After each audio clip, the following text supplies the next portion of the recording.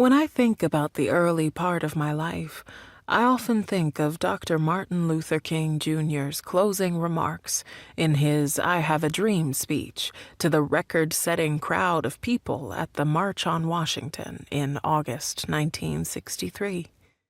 Dr. King talked about how he had a dream that one day all of God's children, black people and white people, Jews and Gentiles, Protestants and Catholics, would sing the old Negro spiritual, "Free at last, free at last. Thank God Almighty, we are free at last." For me, I took that to mean that we would be free to live and love together in this country with whomever and wherever we wanted.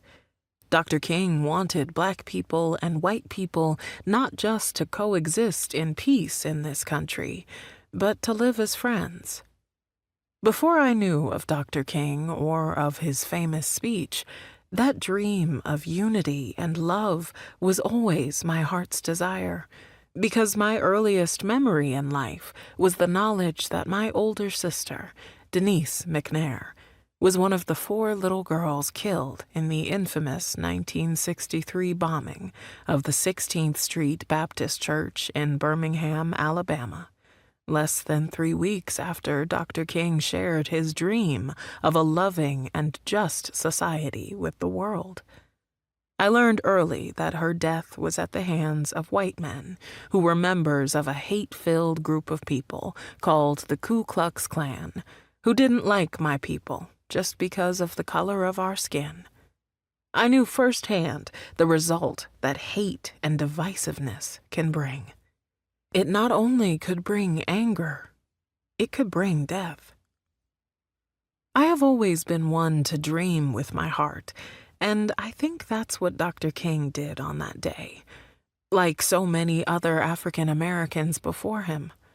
Dr. King's dream was the unspoken, heartfelt desire of many of us in America, black as well as white. He spoke our collective dreams of freedom and equality into reality before we were really ready, as a society, to accept them. The transition from the dream to reality has been far more complicated than most people imagined.